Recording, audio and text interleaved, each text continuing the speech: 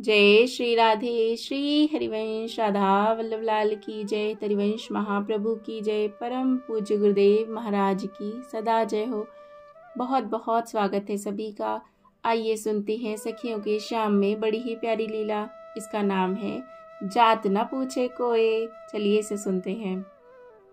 यह कौन है ऐसे वट वृक्ष की जटाओं में लटकी हुई गोपी? नहीं, यह तो कोई शबर कन्या है।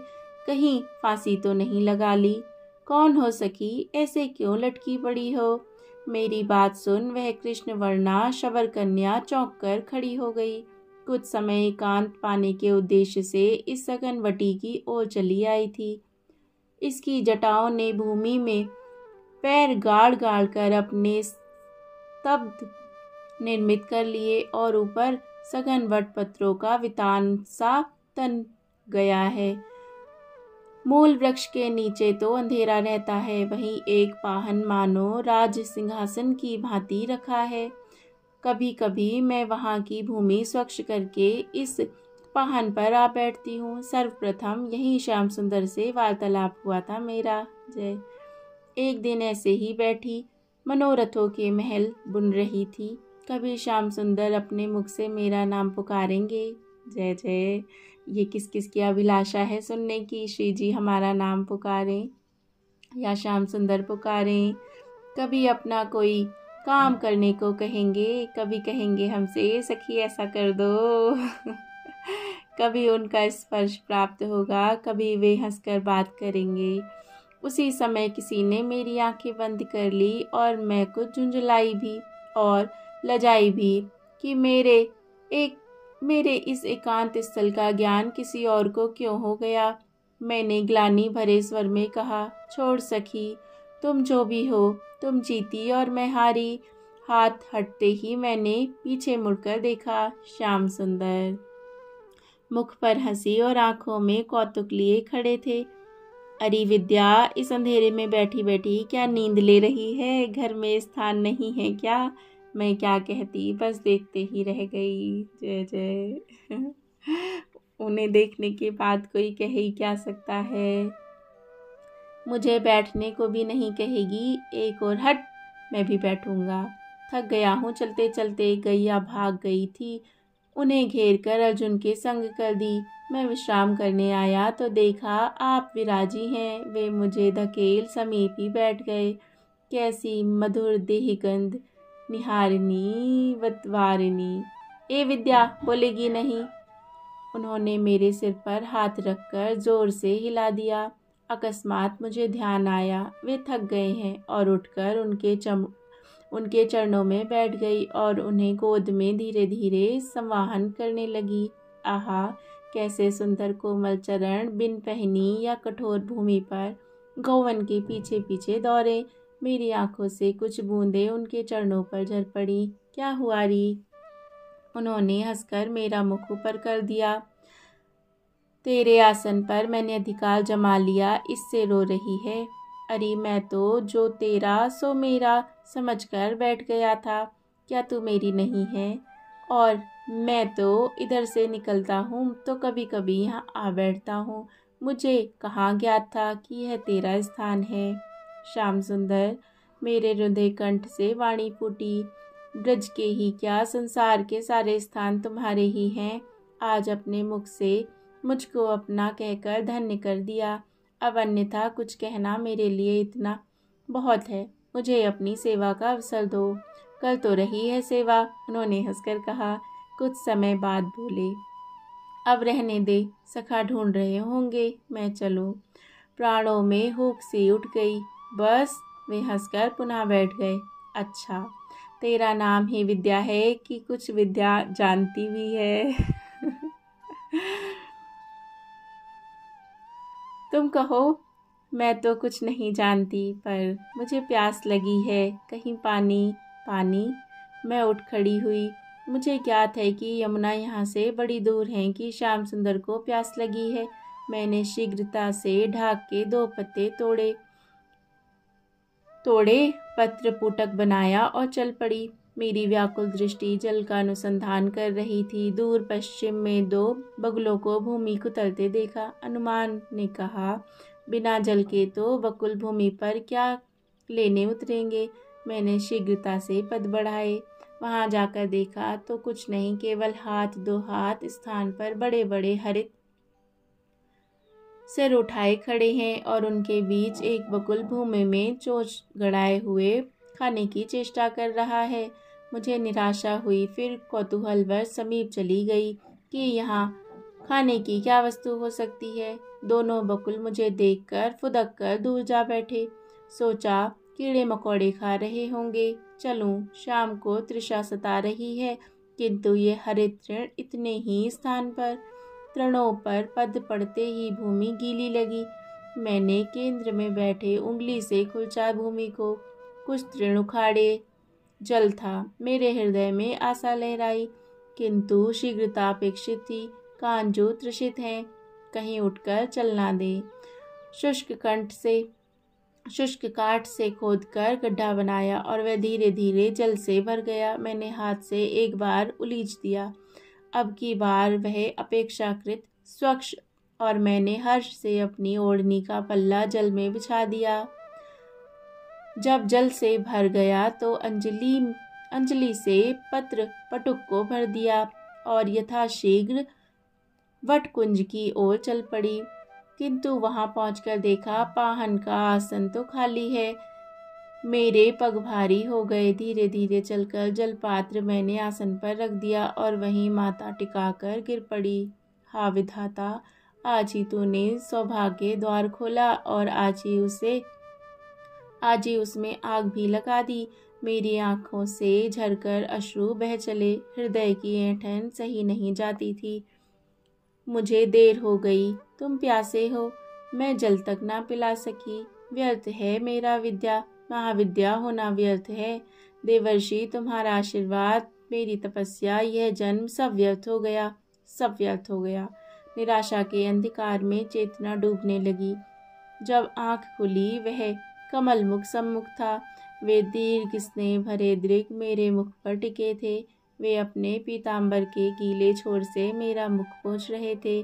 कैसी वाबरी है ऋतु, मैं तो इस पेड़ के पीछे छिप गया था कि तू मुझे पुकारेगी, ढूंढेगी, किंतु तू तो आते ही ऐसे गिर पड़ी और पांव कट गए हों बावरी।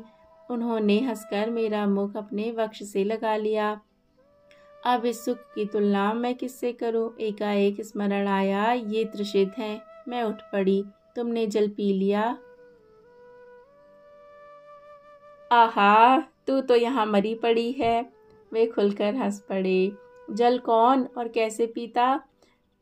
मैं तो स्वस्थ हूँ, तुम जल पी लो। मैंने पत्र पटुक हाथ बढ़ाकर उठाना चाहा, किंतु उन्होंने उसे उठा लिया। नहीं, पहले तू पी। देख, तेरे होठ सूख गए हैं, जाने कहाँ से जल खोद कर लाई है। सो पहले तू पी ले। उन्होंने जल पात्र मेरे मुख से लगाना चाहा। मैंने हाथ से बाधा डाल दी। आंखें भर आईं। मेरा लाया जल भी उन्हें स्वीकार नहीं। रुंद कंठ से अस्पष्ट स्वर निकले, पहले तुम लो। मुझ पर दया करो श्याम, दया करो। मैंने उनके चरण कमलों पर सर रख दिया। नेत्र जल उन्हें धोने का उपक्रम करने लगे। अच्छा ले, रो मत, पहले अपने ही हाथ से पिला दे मुझे। उठ पागल, कहाँ की परिहास भी नहीं समझती। उन्होंने मुझे उठाकर दोना थमा दिया। मैंने उतावली से लेकर उनके मुख से लगा दिया। कुछ जल छलक पड़ा और बचा हुआ वे पी गए। और लाऊं? मेरी आंखों में आंसू और होठों में प्रसन्नता समा नहीं पा रही थी। चल, मैं भी चलूं, देखूं कहाँ से लाई है। यहाँ तो आसपास कहीं जल नहीं है। हम दोनों साथ उस स्थान को गए। जल देख प्रसन्नता से उन्होंने मुझे बाहों में भर लिया। तू पहले जानती थी इस स्थान को? उन्होंने पूछा। नहीं, मैंने सिर हिला दिया। निथरे हुए जल का दोनों भर उन्होंने मुझे पिलाया और अंजलि से मुझ पर जल उछाला। हम दोनों ने मिलकर गड्ढे को चौड़ा और थोड़ा गहरा कर दिया, चारों ओर पत्थर जमा मिट्टी का बांध बनाया और एक बार फिर प्रसन्नता से भरकर एक दूसरे पर जल उछाला। अरे मैया री, बहुत विलंब हुआ, आज अवश्य मैया से मार लगवाएंगी सखा। ये कहकर वे एकदम भाग छूटे। मैं वहीं खड़ी मुग्ध देखती रही। जिससे उन्होंने जल पिया था उस द्रोण को वहीं पेड़ के पत्तों में छिपाकर रख दिया। उसके पश्चात जब भी हम इकट्ठे होते उस गड्ढे को गहरा चौड़ा करते। होते होते वह इतना हो गया कि 2 मनुष्य उतरकर नहा लें। छाती तक उसको गहरा किया, बांध बनाया, सीढ़ियाँ बनाई, किंतु पशु पक्षी उसमें नहाते, पानी पीते। हमारी प्रसन्नता की सीमा नहीं। जहाँ तक हो सकता है मैं ही परिश्रम करती, उन्हें फिर निर्देश देने को कहती। कितना सुकोमल गात है उनका। एक बार श्याम सुंदर मेरे हाथ देखकर चौंक पड़े। अरे तेरे हाथ कैसे हो गए? उन्होंने मेरी हथेली पर अपनी हथेली रख दी। आनंद से मेरी आंखें मुंद गई। परिश्रम कष्ट जैसा तो पहले भी अनुभव नहीं होता था। वे सम्मुख हों तो इन बेचारों को अवकाश ही कहाँ रहता है। कभी हाथों की ओर ध्यान जाता भी था तो धन्यता की अनुभूति होती थी। उनका स्पर्श लग रहा था मानो हाथ पर कोई शीतल लेप लगा रहा हो, जिसमें से आनंद की लहरें प्रसूत होकर संपूर्ण शरीर में फैल रही हों। कब देह रोमांचित हुई, कब आंखों से आंसू निकल पड़े, ज्ञात ही नहीं। विद्या, उन्होंने पुकारा। मैंने आंखें खोल उनकी ओर निहारा। देख तेरे आंसू इस पानी में मिल गए। इसका नाम तेरे नाम पर ब्रह्म कुंड रहेगा। जय हो। नहीं, श्याम कुंड रहने दो, मैंने कहा। अच्छा, ऐसा करे, ना तेरा ना मेरा नाम, इसका नाम तेरे आंसुओं के नाम पर प्रेम कुंड रहे। इसमें स्नान करने वालों को तुम्हारे प्रेम की प्राप्ति हो, मैंने बीच में कहा। ऐसा ही सही, वे हंसे। तो सबसे पहले मैं ही स्नान कर लूं? मैं भी चलूं तेरे संग? आहा, जय जय। यहाँ पर एक बहुत सुंदर बात, ये जितने भी कुंड सरोवर हैं यहाँ पर हमारे ब्रज में, वो सब बहुत बहुत बहुत, देखो ना, इस लीला से ही हमें पता चलता है कि किसी ना किसी लीला के द्योतक हैं। तो इस बात का हम बहुत स्मरण रखें। आहा, मैं तो कृतार्थ हो गई। शब्द नहीं मिल पाए। सिर हिलाकर स्वीकृति एवं नेत्रों से प्रसन्नता व्यक्त की। उन्होंने पीताम्बर की कछनी बांध ली और मैंने ओढ़नी से तन ढापा। फिर दोनों हाथ पकड़कर जल में उतर पड़े। एक दूसरे पर जल उछालने और नहाने नहलाने में कितना समय लगा ज्ञात ही नहीं हुआ। दोनों ने हाथ पकड़कर कितनी डुबकियां लगाईं, कैसे कहूँ। आनंद सागर जैसे उमड़ रहा था, संभाले संभलता न था।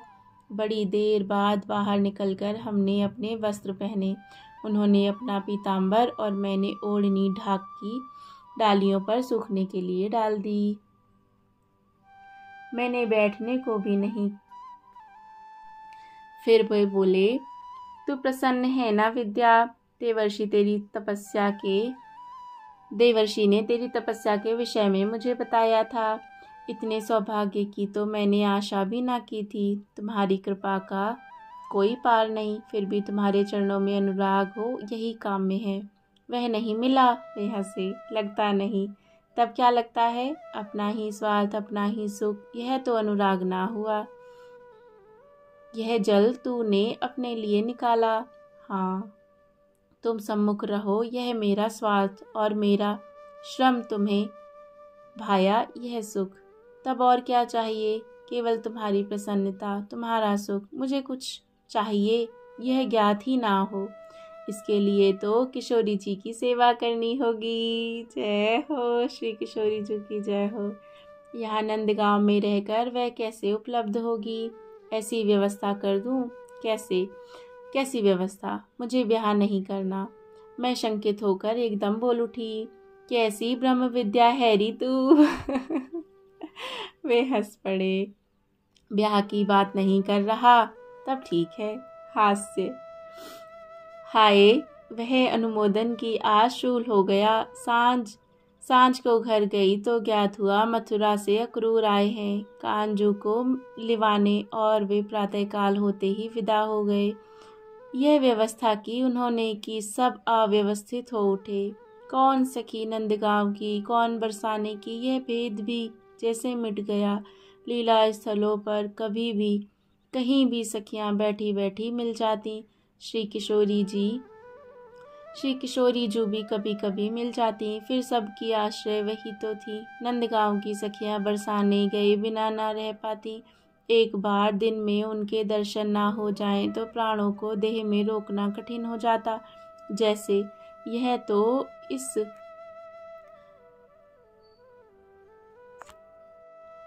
तो हतभागी ब्रह्म विद्या को आज ही ज्ञात हुआ कि विरह में ही प्रेम की पूर्णता है।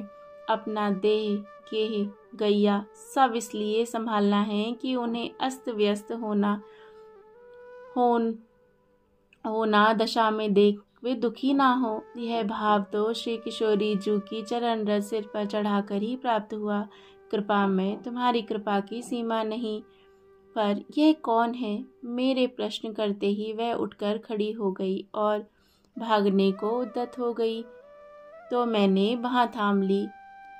ये हम वापस आए हैं जहाँ से हमारी कथा शुरू हुई थी कि वहाँ पर ये सखी विद्या सखी देखती है कि कोई लड़की खड़ी है ना, गोपी खड़ी है।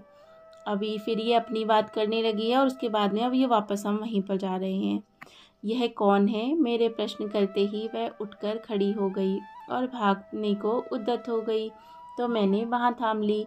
कौन जाने उनकी उस कजरारी अखियाँ ने कहाँ कहाँ किस किस को घायल किया है। मैंने मन में कहा, कौन हो? यहाँ ऐसे कैसे पड़ी हो? क्या नाम है? मैंने पूछा। कुछ नहीं, उसने सिर हिलाकर बताया, किंतु आंखों में भरे आंसू ना चाहते हुए भी झलक पड़े। मुझसे ना कहेगी सखी? कहा कहूँ। उसका कंठ इतना ही कहते रुंध हो गया और 2 धाराएं कपोलों से उतरकर वक्षावरण भिगोने लगी। यहाँ तो ब्रजराज कुंवर मिले हते। वो अपनी लैंग्वेज में बोल रही है। यहाँ तो को ब्रजराज कुंवर मिले हते। उसने हाँ में सिर हिलाया।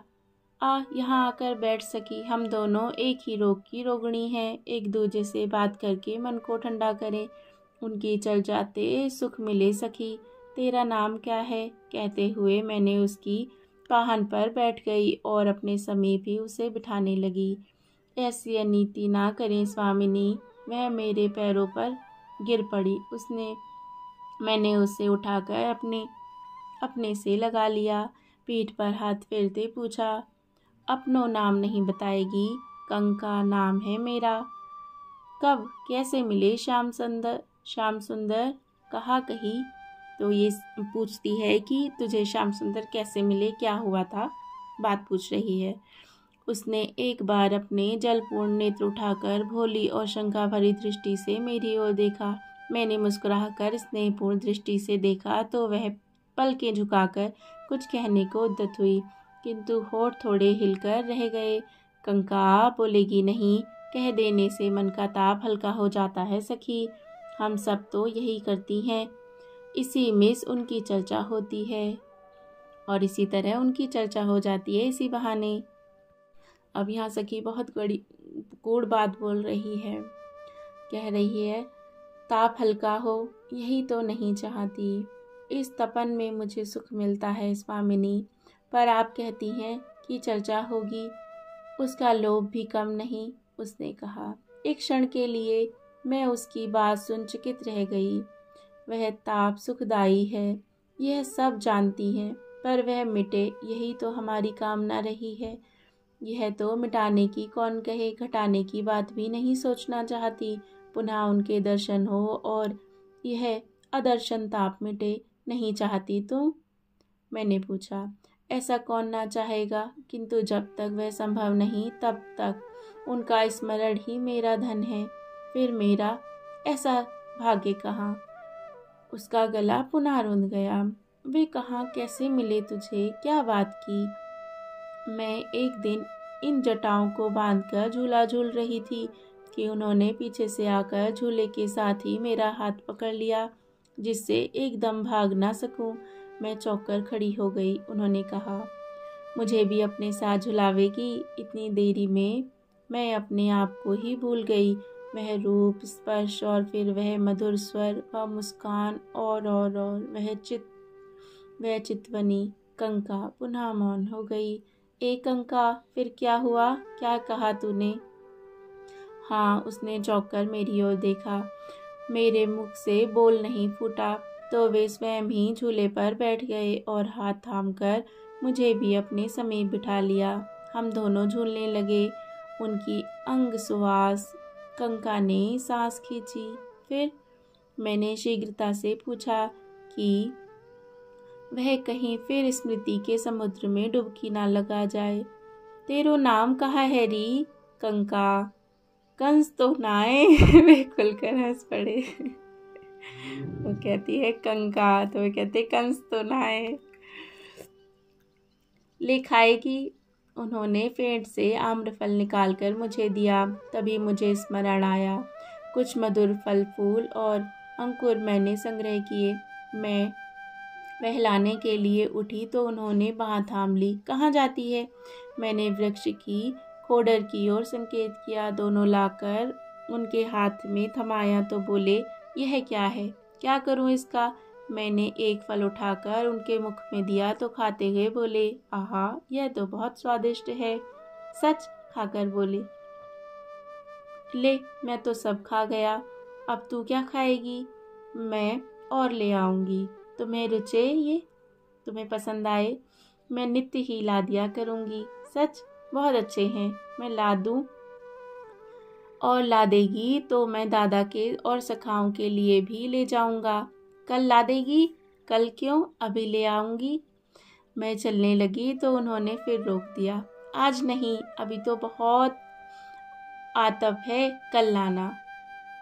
चल, अभी तो अपने खेलें। जय हो। मेरा हाथ पकड़कर वे उस ओर ले गए। वहाँ भूमि पर लकीरें खींचकर हमने चौसर घर बनाया। पत्थर के टुकड़ों को फेंककर पैर पर चलते हुए उस टुकड़ों को ठोकर से खिसकाते हुए खेलने लगे। जय जय। ये देखो, भगवान की बात हो रही है यहाँ पर। लंगड़ी खेल रहे हैं। पहले तो मुझे कुछ संकोच लगा, किंतु जब अच्छी तरह खेलने लगी तो वे हार गए। कंका ने मेरी ओर देखकर लज्जा से सिर झुका लिया। मैं थोड़ा सा हंस दी। जिसने त्रिविक्रम बनकर 2 पद में ही त्रिलोकी को नाप लिया था, वह अपनी ठोकर से नन्हे पाषाण खंड को नहीं खिसका पाया। मन में कहा। फिर ऊपर से पूछा। फिर नित्य ही मैं फूल फल लाकर उनके लिए लाती और यहाँ प्रतीक्षा करती। वे आते, अपने साथ कोई फल, कभी कोई मोदक या मिष्ठान लिए आते, मुझे देते। मेरी लाई हुई वस्तुओं से कुछ खाते, सराहते और फिर खेलते हम दोनों। वे अधिकांश हारते ही थे। धीरे धीरे मेरे मन में यह बात समा गई कि कुंवर जू को खेलना आता ही नहीं और वे मेरे बिना रह नहीं सकते। मैं छिप जाती तो वे ढूंढते ढूंढते आकुल हो उठते। एक दिन मैं छिपी रही और उनकी आकुलता का आनंद लेती रही। वे उदास होकर चले गए। उसके दूसरे दिन वे आए ही नहीं। मैं फल मूल संग्रह कर रही थी कि मुख्य पथ की ओर पशु पक्षियों की सम्मिलित आनंद नाद सुना। साथ ही रथ की घरघराहट भी। दौड़कर उस ओर गई तो देखा सारे पशु पक्षी वन के छोर पर एकत्रित हो क्रंदन कर रहे हैं। एक रथ पथ पर बढ़ रहा है। उसमें कुंवर जू अपने दादा के संग विराजे हैं। रथ मथुरा की ओर जा रहा है। मेरे हाथ से दोना छूटकर गिर पड़ा। तब से नित्य यहाँ आकर पथ जोती हूँ। क्या वे अब तक नहीं आए? मुझ पापिनी ने उन्हें सताया था, इसी से वे सबको छोड़कर चले गए। मेरे कारण सबको दुख पहुंचा। स्वामिनी, आप मुझे धिक्कारो, ताड़ना दो। सबके दुख का कारण मैं हूँ। कंका बिलख कर रोने लगी। मैंने उसे गले से लगा लिया। रो मत बहन, हम सब ऐसा ही सोचती हैं कि हमारे अपराध के कारण वे चले गए, किंतु अपनों का अपराध देखना उन्हें कभी आया ही नहीं। वे आएंगे, निर्जनों से दूर कैसे रह पाएंगे। तू धीरज धर। उसने फल मूल अंकुर का दोना मुझे लाकर थमा दिया। यह ले जाए आप, मैं नित्य पहुंचा दूंगी। वे आए तो उन्हें देकर कहें, कंका अपराधिनी है, उसे अपने ही हाथ से दंड देवें, किंतु यह स्वीकार करें। अच्छा बहन, कह दूंगी, उन्हें साथ लेकर यहाँ आऊँगी। वे तो भूल ही चुके होंगे। आवें तो वे ही स्वयं मुझे मांग मांग कर खाएंगे। तू चिंता ना कर, उनके आने भर की देर है, संपूर्ण ब्रज में जीवन दौड़ जाएगा। कहते हुए मैं वह दोना लेकर चल पड़ी। मैं तो नित्य ही यहाँ आती थी, अपराह्न ढलने पर ही जाती। वे मेरे साथ बने रहते, कभी इसे देखा नहीं यहाँ, और इसका कहना नित्य आती थी। उनकी लीला कौन जाने, देश और काल दोनों सापेक्ष हैं और उनके इंगित पर संचालित हैं। जय हो। कैसी ब्रह्म विद्या है री तू, एक दिन उन्होंने कहा था। कुछ भी समझ में नहीं आता मुझे। छोटा सा विनोद भी नहीं समझती, रोने बैठ जाती। हाँ प्रभु, आप निखिल ब्रह्मांड नायक, जो जब उखल में बंधे रोते देखा, माखन चुरा चुरा कर खाते देखा, गोबर की बिंदिया से मुख को भरे देखा, गोष्ठ में चुल्लू भर छाछ के लिए नाचते देखा, तो लगा श्रुतियाँ नेति नेति कह देती हैं, कहकर इनका बखान करती हैं। यही वेद की प्रतिपाद्य विषय हैं। महाकाल और माया को भयभीत और भ्रू संकेत से नियमित करने वाले क्या यही हैं? बस बस, उन्होंने मेरे मुख पर हाथ रख दिया। यह ब्रज है सखी, और मैं नंद कुमार, अखिल ब्रह्मांड नायक, बेचारा कहीं जाकर दुबक गया होगा। इसी प्रकार यह दासी भी केवल पूर्ण गोप कन्या विद्या है। महाविद्या ब्रज में क्या करेंगी श्याम सुंदर। जय हो। कितनी सुंदर बात है ना, कितनी सुंदर चर्चा हो रही है। तो भगवान यहाँ कहते हैं कि भगवान यहाँ क्या करेंगे, मैं तो नंद कुमार हूँ। तो ब्रह्म विद्या भी कहती हैं, ब्रह्म विद्या यहाँ क्या करेंगी, मैं तो केवल गोप कन्या हूँ। जय हो। बारंबार उनका नाम लेकर क्यों उकसाते हो, मैं केवल स्मरण करवा रहा हूँ। जिसके लिए तूने तप किया था, वह उद्देश्य पूरा हुआ कि नहीं। मैं धन्य हुई, मैं ही क्या श्याम सुंदर, यह मुक्ति श्रुतियाँ और ना जाने कितने ऋषि, कितने प्रेमिक प्राण तुम्हें पाकर कृतार्थ हुए हैं। तुम्हारी अनुकंपा की इति नहीं है। कभी किसी ने सोचा था कि ब्रह्म यूं गोप कुमार बन गायों संग डोलेगा। जाने दे विद्या, यह चर्चा इस रसधारा में अप्रिय लगती है। यह स्तुति किसी अन्य समय के लिए उठा रख, ठीक है, किंतु मुझे फिर कभी ब्रह्म विद्या की याद ना दिलाना, अन्यथा। मैं हंस पड़ी। तो तू मुझसे बदला ले रही थी, ठहर तो बंदरिया कहीं की। श्याम जो मुझे पकड़ने के लिए दौड़े, मैं हंसती हुई घर की ओर दौड़ पड़ी। जय हो। जय जय श्री राधे। कितनी प्यारी, कितनी मधुर, कितनी प्यारी सी लीला है ना। कैसी लगी आपको बताना। श्याम सुंदर की जय, उनकी प्यारी प्यारी सखियों की जय, गोपियों की जय, और हमारी प्यारी स्वामिनी जी की जय। जय जय श्री राधे। जय जय श्री राधे श्याम। श्री हरिवंश।